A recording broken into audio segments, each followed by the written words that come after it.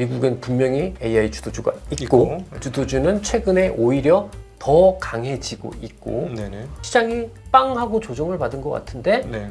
얘네들은 오히려 추세 훼손이 없고 예예. 계속해서 주식을 열심히 하라라고 이야기하고 있는 것 같습니다. 네네네.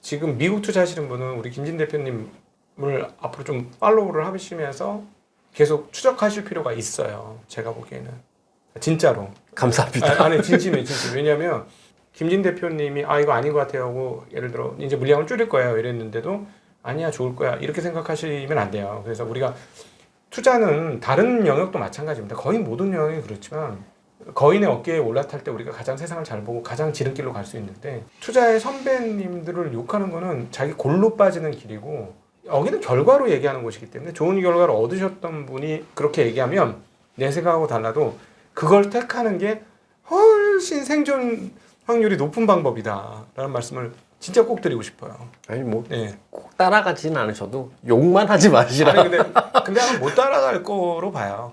왜냐면 그 음봉 빵 때렸을 때 이제는 올라가서 효용이 없어. 이제 정리야. 라고 정리하시는 게 아무런 무감정하게 정리하실 수 있는 거잖아요. 네. 그게 이제 머릿속에 이제 학습되어 있으니까. 엄청 사실은 네. 그거는 굉장히 어렵다는 거 압니다. 근데 네. 저도 제가 처음부터 이러지는 않았을 거고 그러니까요. 그 21년 동안 프롭 트레이더를 하면서 네. 굉장히 많이 저도 저 나름의 단련의 시간을 겪고 오지 않았을까요? 그렇죠. 그리고 어찌 보면 여러분 많은 분들보다 엄청나게 많이 단련되고 재련된 그럼요. 그런 사람이다 보니까 네. 지금은 되게 기계적으로 네. 아무런 감정 없이 그렇죠. 할 수 있는데 어렵다는 거 압니다. 어렵다는 네. 거 알지만 근데 또 이런 얘기도 하거든요. 제가 여의도에서 뭐 펀드 매니저건 프롭 트레이더건 저보다 머리 나쁜 친구 한 번도 본 적 없거든요. 근데 머리 좋은 애들이 골로 가는 데잖아요. 여기가. 근데 네. 제가 이 말씀을 왜 드리냐면 저도 할 수 있었던 거니까 사실은 스스로 단련하기 시작하면 고도의 지적 능력이 필요한 건 아니거든요. 고도의 지적 능력은 필요하지 않지만 제가 냉정하게 말씀드리면 정말 냉정한 마음이 필요합니다. 기계 같은 마음. 근데 그게 힘들어요. 네. 그래서 제가 오죽했으면 어디 이런 데 강연 가서 F들은 주식 투자하시면 안 됩니다. F들은. 네. 네, 이건 F를 T로 바꿔야만 뭔가 그때부터 시작돼. T도 안 되는데 F 안 돼. T도 극 T도 훈련을 해야 되는 곳인데 F 하지 마세요. 막. 예. 근데 그냥 진짜 이런 말씀 드리고 싶어요. 그게 이제 근데 저는 사실은 어떠냐면 고도의 수학적 문제를 풀어야 하는 게 저는 훨씬 더 난해한 난제라고 생각하거든요. 근데 그거는 머리도 좋아야 되고 네, 지적 능력도 뛰어나야 되고 그게 그러니까 T니까 그렇게 말씀하시는 거예요. 네, 그런가요? 네, T는 그게 어려우니까 당연히 어려우니까 네. 어렵다고 얘기하는데 F는 오히려 F 중에 혹시나 산수능력이 좋은 사람이 있으면 문제 푸는 건 어렵지 않아요. 근데 이거를 그렇게 손절하는 건 훨씬 어려워요. 이렇게 얘기할 수도 있을 것 같아요. 제가 보기에는. 근데 저는 아주 많이 이제 제가 가지고 있는 모든 논리를 네. 통해서 손절매나 익절은 네. 사실은 손실을 확정하고 네. 이익을 확정하는 것 그 이상도 이하의 의미도 없다. 그게 어렵다니까 일반인들은. 저도 어려워요. 네, 그리고 저는 어. 제일 많이 요새 좀 제가 주목해서 드리고 싶은 말 강조하는 부분 중에 하나인데요. 머니 게임의 원칙을 좀 이해를 하셨으면 좋겠어요. 네. 근데 머니 게임의 원칙이라는 게 좀 이런 거거든요. 고스톱 치는데 네. 밤새 치면 떨어지는 거죠. 승률은 다 비슷하지 않습니까? 네. 여러 사람이 예. 친구들끼리 치면. 예. 네. 근데 누구는 따고 누구는 잃잖아요. 네네. 승률이 비슷한데. 네. 근데 이거는 먹을 때 많이 먹고 그렇죠. 깨질 때 작게 깨지는 거잖아요. 그렇죠. 네. 그러면 음. 저는 이게 머니 게임의 원칙이라고 생각을 하거든요. 네네. 그러면 사실은 우리가 10개 종목을 포트폴리오에 투자를 했다고 하면 네네. 7개 종목에서 손절을 쳐도 네.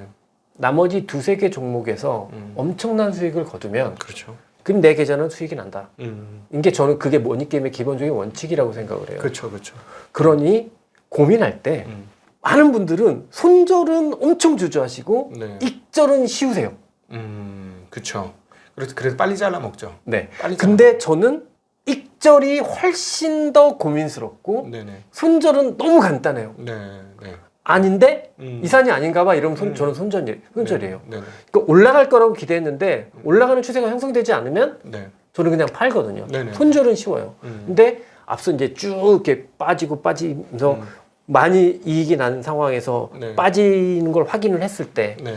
이게 정말 내가 잘못 읽는 게 아닌 그러니까 것이냐. 그냥 저는 그때 엄청 고민하거든요. 맞아. 익절이. 그래서 네네. 많은 분들이 익절을 너무 쉽게 생각하시고 사실 뭐 간단하게 말씀드리면 삼양식품을 10만 원 이하에서 잡으신 분들은 이 얘기가 실감 나실 것 같아요. 그러니까는 뭐 개인이라서 나는 라면 좋아해서 그냥 들고 왔어 하시는 분도 계시겠지만 50%, 그다음 100%, 150%, 200% 나름 과정에서 이거 언제 팔지? 아마도 100% 언더에서 가장 많은 분이 털리지 않았을까? 네. 저는 그런 생각이 들어요. 20만 원 언더에서. 네. 그게 이제 이게 정말 거짓말 같은 일인데 네. 제가 엔비디아를 2018년에 이제 회사에서 북으로 처음 편입을 했거든요. 네. 그리고 나서 저는 2021년에 금융위기 때 최소한의 수준을 가지고 있었던 거 빼놓고는 북에 항상 엔비디아가 있었습니다. 네네. 근데 제가 처음 샀을 때 엔비디아가 얼마인지 아십니까? 그거 한 20-30달러 되지 않았을까요? 20불 이하였거든요. 네. 16불, 18불에 제가 처음 네. 샀거든요. 근데 그게 액면 분할하기 전 가격입니다. 예. 그렇죠. 그러니까 그러면 그게 만약에 여러분 개인분이 그 당시에 10개 종목을 사셨는데 그냥 1,000만 원을 투자한다. 네네. 근데 100만 원만 네네, 그렇죠. 투자를 했으면. 투자를 하셨으면 그게 제가 산 16불, 18불이 네네. 1,000불이 넘어가고 1,300불이 간 거니까. 그렇죠. 지금 130달러면 1,300불이죠. 네. 그러면 여러분들 입장에서는 그 9개 종목 다 손절 쳐도 그렇죠. 네. 남잖아요. 그렇죠. 네. 남는 게임입니다. 그러면 저는 머니게임의 원칙이라고 생각을 하니까 많은 분들께서 근데 꼭 승률의 게임으로 생각을 하세요. 일반인들은 그렇죠. 많이 이겨야 된다. 네. 승률의 게임으로. 제가 프랍하면서 안 해본 지도 없거든요. 네. 제 선물 옵션 데이 트레이딩도 해보고 네. 근데 한 기간 동안 제가 승률이 90%인 적이 있었습니다. 네. 트레이딩으로, 데이 트레이딩으로. 근데 이제 손실 봤더라고요. 깨질 때 못 자른 거야. 예, 그죠? 9개 먹은 거보다 네. 더 많이 깨진 거죠. 예. 그래서 절대 저는 승률의 게임이 아니라고 생각을 하거든요. 근데 그걸 어렵게 얘기하면 손익비 게임이라고 이야기를 많이 하는데 많은 분들께서 익절할 때 조금 더 고민하시고 익절할 때 조금 더 신중하셔라. 네네. 제가 제일 많이 안타까웠던 게 어떤 개인 투자가 분을 만나면 이 말씀이 제일 안타까워요. 엄청 날아간 주식인데 네. 저 이건 이 주식 이만큼 해서 팔았잖아요. 근데 이건 괜찮아요. 먹고 팔아서. 네네네. 그게 아니거든요. 나머지 거 다 자르고 그 주식 들고 있으면 수익이 더 많이 났을 텐데. 그렇죠. 저는 그거는 꼭 진짜 말씀드리고 그럼요. 싶습니다. 그러면 실제 운영에서는 실제로 그렇습니다. 그러니까 먹을 걸 제대로 먹지 못하면 그리고 잃는 거는 죽지만 않게 그냥 관리만 잘하면 네. 먹을 수 있는 기회는 항상 있는 거 아니겠어요? 네. 이게 위험이 저는 더 큰 그쵸. 변수거든요. 예. 근데 이게 너무 다르신 것 같더라고요. 예를 들어서 어저께 미국 급락을 했는데 원 달러가 많이 올랐잖아요. 그렇죠. 그러면 저는 위험으로 생각을 해서 여러분들 미국이 많이 나스닥을 기준으로 3.5%나 빠졌지만 네. 원 달러가 1% 이상 올라서 여러분들 손실이 좀 안 났을 거다. 네. 지금 현 타이밍에서 미국 투자의 묘미는 여기에 있다. 네. 이렇게 말씀을 드리는데 네. 어떤 분들은 나 여기서부터 미국 주식 더 사야 되는데 환율 올라서 짜증나요. 이렇게 얘기를 하시는 거예요. 근데 이분은 기대 수익에 포커스를 맞추시는 거고 그렇죠. 저는 위험에 포커스를 맞추는 네. 편인데 물론 어느 게 더 맞는 거다라고 말씀은 못 드리겠습니다만 아니요. 저는 말씀드릴 수 있을 것 같아요. 돈을 벌려면 위험 관리가 무조건이에요. 예, 항상 그렇죠. 먹을 거 일반적으로는 먹으려고 달려드는데 주변에 이제 주식으로 자리를 잡거나 수익을 내거나 하는 사람은 대부분 덜만 깨지면 덜 다치면 기회는 언제나 온다. 이거니까. 그래서 제가 이 책에서도 제일 많이 말씀드렸던 부분 중에 하나가 주식 투자를 하면서 최악의 상황으로만 가지 않으면 그렇죠. 나에게는 언제나 기회가 온다고 했거든요. 일반 개인 투자가 분들이라면 내 주식 뭐 평균 수익률이 마이너스 70% 나한테 주식 얘기도 하지 마. 이것만 안 가면 돼요. 그렇죠. 그러면 기회가 오거든요. 그렇죠. 프랍 트레이더다? 그러면 한 달 만에 손실한도 빵 찍는 거. 그거 이제 트레이더들이 제일 싫어하잖아요. 네. 네네네. 제가 운용사에서 엄청 잘하는 친구라고 그래서 제가 스카웃을 해왔습니다. 네네네. 근데 이 친구가 오자마자 주식을 80%를 때려 사더라고요. 이러면 안 되는데 라고 생각을 했는데 네. 근데 한 7% 정도 증시 조정을 받았습니다. 근데 네. 증시 조정 한 7% 정도는 언제든지 나올 수 있는 그렇죠. 거니까 이 친구의 뷰가 잘못된 건 아니었을 거예요. 네. 근데 주식을 처음부터 너무 빵 하고 많이 사다 보니까 네. 첫 달 7% 조정 받는데 운용 중단 나왔어요. 네.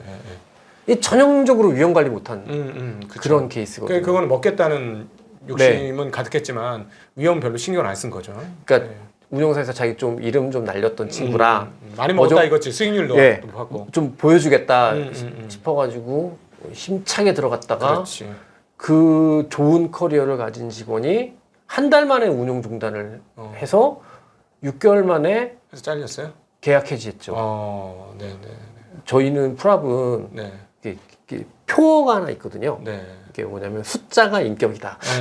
네. 야, 근데 그렇게 해서 6개월 만에 나가면 딴 데 가서 취업하기도 힘들어졌겠네. 그래도 또 운용사는 또 워낙 또 그 전에 잘했던 게 있어서. 예. 근데 제가 그 친구 가면서 넌 프랍은 하지 마라. 프랍은 하지 마라. 네. 프랍은 하지 말고 프랍은 위험 관리가 우선인데. 근데 저는 이 말씀을 왜 드리냐면 저는 개인 투자자분들이 투자의 성향이 프랍에 좀 더 가깝지 자산운용사 성장형 펀드에 더 가깝지 않다고 생각하거든요. 일반인들은 네. 손실 보면 안 되잖아요. 그렇죠. 나의 재테크가 손실이 많이 나면 안 되지 않습니까? 네네네. 그래서 저는 프랍에 조금 더 가깝다고 생각을 하는 편이에요. 네네. 그래서 저는 위험에 대해서 많이 말씀을 드리려고 하는데 아직은 그런 게 인기가 별로 좀 없네요. 인간의 본성하고 엇박자가 나니까. 네. 네네. 그게 참 그래서 이 프랍 트레이더로 살아남는다는 거는 기본적인 인간이 가진 성향을 극복했다로 볼 수 있고, 그래서 우리 일반 투자자들이 꼭 배우셔야 할 게 어떻게 위험 관리를 했는가. 그거는 반드시 배워야만 뭐 그게 이제 예를 들어 가치 투자자건 무슨 트레이딩을 하는 뭐 스윙 트레이더건 다 생존할 수 있는 법이 아닐까. 그런 생각이 듭니다. 그래서 자산 배분은 핵심은 주식의 비중. 네. 자, 그러면 뭐 다른 예를 들어 채권이라든가 네. 뭐 금이나 네. 뭐 이런 것들이 있지 않습니까? 그렇습니다. 그것하고는 어떻게 배분을 하면 좋을까요? 네. 사실 이제 제가 이건 개인 투자자분 입장에서 이제 말씀을 드려야 되잖아요. 네. 그렇다라고 생각하면 채권 같은 경우는 네. 사실은 만기 이자만 보고 하셔라. 그냥 그 중간에 그 가격 트레이딩까지 하시면 또 어떤 분들이 그 또 장기물 ETF로 또 트레이딩을 하시더라고요. 그걸 레버리지로 하죠. 네네. 깜짝 놀랐어요. 네. 근데 이제 그거는 제가 그거는 그냥 웬만하면 하지 마십시오라고 말씀을 드리고 싶고 그러면 지금 자산 배분의 입장에서 한번 생각을 해서 말씀을 드려보면 국내 자산이 나을까 해외 자산이 나을까 저는 압도적으로 여전히 해외 자산이 나아 보이거든요. 그 단적인 예가 $1인 것 같습니다. 네네네. 그리고 원화가 계속해서 얼마나 계속해서 약세일지 모르겠으나 제가 2004년부터 2010년까지 엄청난 원화 강세 시기 기억하시죠? 그때는 우리나라 시장이 진짜 좋았거든요. 조선주 날아다니고 막 이럴 때. 맞아요. 그때는 쉽게 연상이 안 된단 말이죠. 지금 제 입장에서. 네네. 이제 물론 그 뭐 가치 투자자들 같은 경우 배당이나 뭐 이런 게 있을 수 있겠지만 그렇다라고 하면 그런데 지금 보면 우리나라 국채 금리하고 미국 국채 금리하고 어디가 높나요? 미국 국채가 높지 않습니까? 이거는 좀 생각을 해봐야 되는 문제죠. 왜 미국의 국채가 더 높아야 되지? 우리나라 국채가 왜 더 낮아야 되지? 그럼 우리나라 성장에 대해서도 한번 생각을 해볼 문제잖아요. 그렇죠. 그러면 채권이라고 한다고 하면 저는 채권마저도 만기 보유라고 생각을 하면 4.5% 주니까 지금. 쿠폰을 생각해서 해외 채권이 좀 더 나을 수 있다라고 생각을 하고요. 그 다음에 저는 대신에 이제 주식 투자는 조금 공격적인 분들의 성향이니까 우리가 고려할 수 있는 자산 배분의 성격에 넣을 수 있는 자산 배분들이 뭐가 있을까 생각을 하면 저는 금과 비트코인인 것 같아요. 근데 저는 이 비트코인이 뭐냐면 저는 비트코인이 안전자산이거든요. 그러니까 저는 디지털 안전자산이라고 생각을 해서 그러니까 얘는 두 가지 성격이 다 있는 것 같아요. 위험 선호가 극단으로 좋을 때도 좋을 것 같고, 네네. 그 다음에 사실은 안전 선호가 극단으로 갈 때도. 금융 시스템이 뭔가 위험할 것 같아 네네. 라고 할 때 재작년이었죠. 미국의 실리콘밸리 은행 무너지고 할 때 네. 금융 비트코인이 튀더라고요, 위로. 네네네. 이게 이제 전형적인 그런 자산인 것 같거든요. 달러조차 흔들리면 원래 성향이 달러 대안으로 나온 그렇습니다. 성향이니까요. 네. 그래서 저는 금과 이거는 투자의 대안이 될 수 있다. 근데 다만 이 부분이 있습니다. 비트코인은 변동성이 큰데 금은 변동성이 너무 낮거든요. 그렇죠. 그래서 저는 사실은 해지로 많이 말씀을 드려요. 그냥 네. 시장이 좀 불안하고 뭔가 불안할 때 금을 좀 포지션을 가지고 있으면 내가 가지고 있는 위험 자산이 망가질 때 좀 덜 이것도 위험에 관한 이야기이긴 한데 네네. 덜 망가지게 만드는 요인이다라는 부분인 것 같고요. 네. 그다음에 지금은 그러면 늘 말씀드리는 게 개인 투자분 늘 주식 100% 하지 마시라. 예. 라고 말씀드린다면 이 나머지 있는 이 캐시를 어떻게 쓸 거냐가 이제 그게 핵심일 텐데 그거를 저는 이제 해외 채권 ETF나 그거는 좀 트레이딩일 수 있잖아요. 네네네. 트레이딩이면 그거는 우리나라 국채가 괜찮다. 네네. 왜냐하면 우리나라는 금리가 계속 빠질 거기 때문에 그냥 그렇게 트레이딩으로 왔다 갔다 하는 거 우리나라 국채가 좀 더 유리할 것 같으니까 네. 그때는 우리나라 국채 정도로 좀 생각을 하셨으면 좋겠고 네. 저는 우선적으로 말씀드리는 건 뭐냐면 늘 주식이 제 기준입니다. 네. 이게 많은 분들은 다르실 텐데 제 기준에서 주식을 100으로 생각하지는 않으셨으면 좋겠다. 그럼 지금 상황이면 네. 주식 보유 비중을 우리 김 대표님 가이드를 해주시겠다면 한 어느 정도 가이드 해주시겠어요? 제가 이제 주식왕 찐쌤 채널에서는 매일 가이드라인을 주식 네. 비중 가이드라인을 드리거든요. 예. 이제 미국 시장 기준으로 지금 70% 정도 됩니다. 네. 많은 편이네요. 지금. 제가 제 기준에서는 네. 주식 진짜 좋을 때 네. 그게 8, 90이거든요. 네네네. 근데 며칠 전에 네네. 빠지면서 제가 미국 경기 민감주랑 금리 민감주를 포트폴리오에서 지운다라는 의사결정을 하면서 이게 지금 70%로 내려간 상황이에요. 네네. 그래서 저는 아직까지는 미국 시장이 긍정적으로 보이기 때문에 주식 비중이 70% 정도 가이드라인으로 말씀드리죠. 네네네네. 예. 가치 투자자하고는 조금 대칭적인 위치에서 투자를 하시다 보니까 네. 바텀업보다는 탑다운을 굉장히 그렇습니다. 강조하시잖아요. 예. 그래서 그러면 그런 측면에서 보면 어떤 탑다운을 할 때 어떤 거를 보고 진입 여부 또는 규모를 결정하는 게 중요할까? 네. 예, 그걸 말씀해 그 주실 것 진짜 같아요. 중요한 이제 네. 스탠다드가 될 텐데요. 저는 탑다운이라고 생각을 하지만 저는 정말 굉장히 시장 친화적인 사람이거든요. 네네네. 그래서 저는 시장이 매일 무슨 얘기를 해준다고 정답을 얘기를 해준다고 생각을 해요. 네네네. 그러니까 뭔가 미래를 예측하거나 저는 주식 투자하는데 이렇게 뭐 유리구슬 굴리는 것처럼 미래를 예상해서 그렇게 주식할 필요 없다고 생각하거든요. 예. 너무 어려운 영역이다. 그거는 굉장히 전문가의 영역이다라고 생각을 하고요. 늘 시장이 해주는 매일매일 시장이 굉장히 정답에 가깝게 이야기를 해주거든요. 예. 그러면 그거를 잘 들으면 된다. 네. 그래서 저는 그 누구보다 시장이 어떤 이야기를 해주는지에 대해서 엄청 고민을 많이 해요. 근데 네네. 그거는 단순히 주식시장 하나뿐만이 아니라 채권시장, 원자재 시장, 경제 지표가 될 수도 있고 네네. 원달러 시장이 될 수도 있고 환율 그리고 글로벌 증시 마켓 전체가 그렇게 될 수도 있고요. 네네.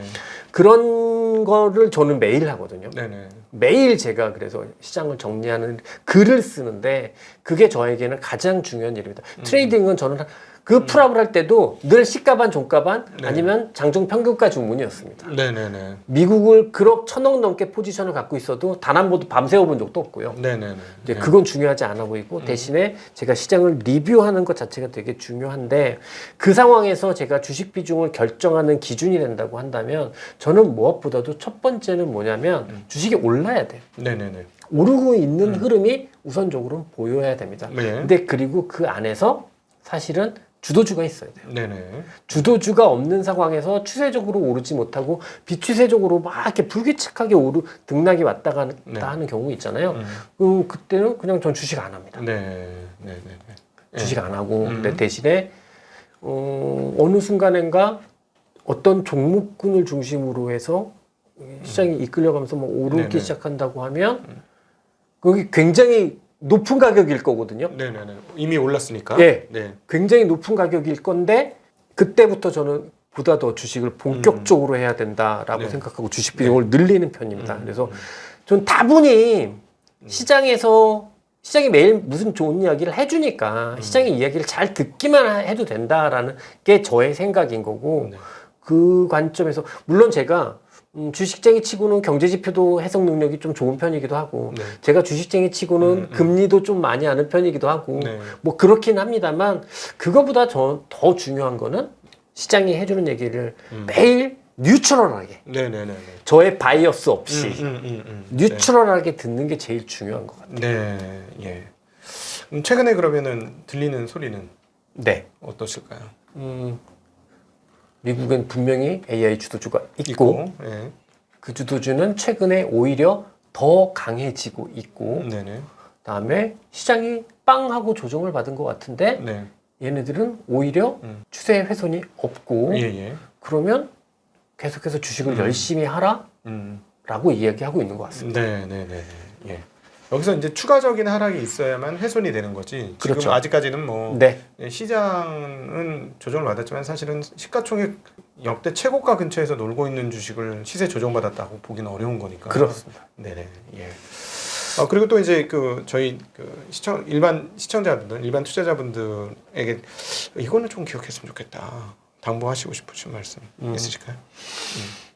최근에 많이 말씀드린 건 아까 머니게임의 법칙이었던 것 같고요. 그다음에 그거 말고 예전부터 저희가 뭐 일반 투자가뿐만 아니라 투자자분들뿐만 아니라 제 후배들한테도 네. 정말 제일 많이 딴 건 다 집어치우고 이거 하나만 꼭 지켜라고 네, 하는 게 뭐냐면 일관성을 지키라는 거예요. 네, 일관성. 네. 근데 일관성이라는 게 조금 모호한 말씀이기는 한데 이게 일관성이 처음부터 끝까지 되게 다 적용이 되는데 가장 쉽게는 저는 사는 이유하고요. 네. 파는 이유가 같았으면 좋겠습니다. 네네. 근데 제가 막 극단적인 설명을 많이 드려요. 어떤 사람한테 제가 강의도 좀 많이 가는데 강의 가서도 이분한테 제가 종목 추천을 했다. 네. 근데 그 주식이 물렸다. 그럼 이분은 지금부터 뭘 해야 할까? 네네. 나한테 전화를 해야 한다. 네. 왜? 이 주식을 산 이유가 내가 추천했기 때문에. 그렇죠. 네. 그러니까 저는 이 일관성, 그러니까 사는 이유하고 예. 파는 이유를 일치시키기만 해도 저는 최악으로는 가지 않는다고 생각하거든요. 예를 들어 내가 이걸 이익 증가 때문에 샀으면 이익이 꺾이면 팔아야 된다는 얘기죠. 그렇죠. 네. 근데 꼭 보면은 저한테 물었는데 주식이 빠지면 갑자기 그때부터 레포트를 보시는 거잖아요. 네, 공부를 하기 시작하는 예. 거죠. 그러면서 갑자기 난데없는 가치 투자를 하시기 시작하죠. 네. 그렇죠. 그래서 우리나라 주식 그 격언 중에 제일 하면 안 되는 게 이제 먹으면 단타, 물리면 장타인 거잖아요. 네네. 근데 저는 그것만 피해도. 그렇죠. 저는 투자의 성과가 머리에서 오는 게 아니라 태도에서 온다고 가슴에서 심장에서 온다고 생각을 하기 때문에 저는 태도만 고쳐도 진짜 좋아질 수 있다고 믿거든요. 근데 그 중에서 가장 강조해서 드리는 말씀이 그냥 사는 이유하고 사는 이유가 사라지면 파는 겁니다. 예. 갑자기 다른 이유를 들이대는 순간 네. 한두 번 운이 좋아서 수익이 많이 날 수는 있는데 예. 그게 오랫동안 꾸준히 좋은 성과를 만들어주기는 힘들 거다라는 네. 게 저의 지론 중에 하나고 네네. 그냥 그렇게 생각을 합니다. 오늘 정말 그 실전 투자를 하시는 분들 입장에서는 너무나 유익한 시간이었으리라고 저는 봅니다. 그래서 계속 말씀드리지만 잘하는 분한테 배우는 게 최고로 빠른 길이다 하고, 그리고 개인적인 성향을 보면 사놓고 그냥 마냥 기다리실 수도 있는 분이 계신 반면 사놓고 못 기다리시는 분도 계시거든요, 성향적으로. 예, 그러니까 예를 들어서 나는 계속 시세를 보게 돼, 이런 분은 우리 주식왕 찐쌤 채널을 꾸준히 보시는 게 좋을 것 같습니다. 유튜브에서 주식왕 찐쌤 찾아보시면 데일리로 포지셔닝을 어떻게 해야 된다는 가이드를 계속해서 주시거든요. 그래서 그 가이드를 한번 나는 주식을 꾸준히 거래를 해야 되고 자꾸 보게 돼 하시는 분은 주식왕 찐쌤 채널을 통해서 가이드를 얻으시면 큰 도움이 되지 않을까 그런 생각을 합니다. 감사합니다. 네. 예. 자, 오늘 한국 최고의 프랍 트레이더셨던 우리 김진 대표님과 함께 어떻게 그 투자에 임해야 하는가에 대한 이야기를 한번 같이 나누어 봤습니다. 무엇보다도 손실 관리를 잘해야 된다는 것, 그리고 또 투자를 할 때는 자기의 어떤 편향에서 벗어나서 원칙을 정하고 원칙을 그대로 유지하고 지키는 것, 그리고 주식이라는 건 올라갈 때 효용이 있는 것이 떨어질 때 효용이 있는 것이 아니라는 사실을 기억해야 된다는 점 등이 오늘 여러분이 꼭 기억했으면 하는 그런 내용이 아닌가 싶습니다. 오늘 귀한 시간 함께 해주시는 우리 김진 선생님께 감사드리고 함께 해주시는 모든 투자자분들께도 감사 인사 드리겠습니다. 인사드립니다. 고맙습니다.